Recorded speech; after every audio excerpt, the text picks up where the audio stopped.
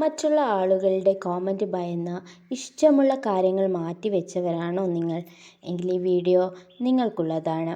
എനിക്ക് വരുന്ന ഭൂരിഭാഗം മെസ്സേജും ഈ ഒരു ടോപ്പിക്ക് ചെയ്യണമെന്ന റിക്വസ്റ്റോട് കൂടെയാണ്. ഈ ടോപ്പിക്കിൽ ഞാൻ മുമ്പ് ഒരു വീഡിയോ ചെയ്തിട്ടുണ്ട്. കാണാത്തവർ പോയി കാണുക. ലിങ്ക് ഡിസ്ക്രിപ്ഷനിൽ കൊടുക്കാം. അപ്പം നമുക്ക് വീഡിയോയിലേക്ക് പോകാം. ആദ്യം നിങ്ങളുടെ ജീവിതയാത്രയിൽ നിങ്ങൾ ജനിച്ചതും മരിക്കുന്നതും എല്ലാം ഒറ്റയ്ക്കാണെന്ന് നിങ്ങൾക്കറിയാം. ഈ ജീവിതത്തിനും മരണത്തിനുമിടയിലുള്ള കുറച്ചു പരിചയക്കാർ മാത്രമാണ് മറ്റുള്ളവർ. ഒരു തരത്തിൽ പറഞ്ഞാൽ നിങ്ങളുടെ ജീവിതമാകുന്ന തിരക്കഥയിലെ നായകൻ അല്ലെങ്കിൽ നായികയാണ് നിങ്ങൾ. മറ്റുള്ളവർ നിങ്ങളുടെ തിരക്കഥ വീക്ഷിക്കുന്ന പ്രേക്ഷകർ മാത്രമാണ്. അവർക്ക് പല അഭിപ്രായങ്ങളും നമ്മുടെ ലൈഫിനെ കുറിച്ച് ഉണ്ടാവാം. അവരുടെ അഭിപ്രായങ്ങൾക്കനുസരിച്ച് മാറ്റം വരുത്താനുള്ളതല്ല നമ്മുടെ ജീവിതം. ഈ ഒരു കാര്യം നിങ്ങളെപ്പോഴും നിങ്ങളുടെ ചിന്തയിൽ കൊണ്ടുവരേണ്ടതാണ്. ഒരു ഉദാഹരണം പറയാം. ഒരു വഴിയിൽ ഒരു നല്ല പരന്ന മരക്കഷ്ണം കിടക്കുന്നുണ്ട്. അതുവഴി വന്ന ഒരു ആശാരിയുടെ കണ്ണിൽ അത് പെട്ടു. അതേസമയം അതിലെ കടന്നു വന്ന ഒരു സ്ത്രീയും അത് കണ്ടു.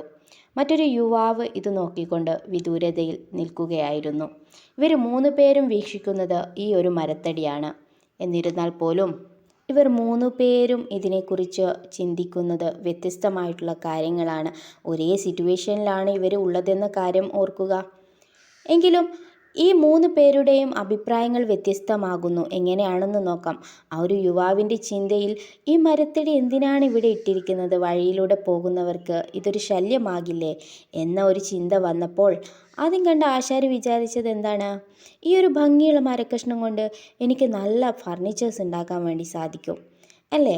അതേസമയം ആ സ്ത്രീ വിചാരിക്കുന്നതോ തനിക്ക് അടുക്കളയിലേക്ക് കത്തിക്കാൻ ഇതിനെ വിറകായി ഉപയോഗിക്കാൻ പറ്റുമെന്നുള്ള ആ ഒരു ചിന്തയാണ്. കണ്ടോ, ഇതുപോലെയാണ് മറ്റുള്ളവർ നമ്മിലേക്ക് അടിച്ചേൽപ്പിക്കുന്ന ഓരോ കാര്യങ്ങളും. വാസ്തവത്തിൽ അത് അവരുടെ പോയിൻ്റ് ഓഫ് വ്യൂവിൽ അവർ കാണപ്പെടുന്ന കാര്യങ്ങളാണ്. അത് അവരുടെ അഭിപ്രായമാണ്. നമ്മൾ അതനുസരിച്ച് ഓരോ കാര്യങ്ങളും നമ്മുടെ ജീവിതത്തിൽ മാറ്റം വരുത്താൻ വേണ്ടിയിട്ട് നമ്മൾ ശ്രമിക്കുകയാണെങ്കിൽ ഇത് അവരുടെ ജീവിതമായിട്ടല്ലേ മാറുക? നമ്മുടെ ജീവിതമാകില്ലല്ലോ. നമ്മുടെ ജീവിതം എങ്ങനെയാകണമെന്ന് നമുക്ക് തീരുമാനിക്കാം. നമ്മുടെ ജീവിതത്തിലെ തീരുമാനങ്ങളെ നമുക്ക് ഈ ഒരു മരക്കഷ്ണമായിട്ട് ഉപമിക്കാം. നമുക്ക് എന്ത് തീരുമാനമാണോ എടുക്കേണ്ടത് അത് നമുക്ക് തന്നെ തീരുമാനിക്കാവുന്നതാണ്.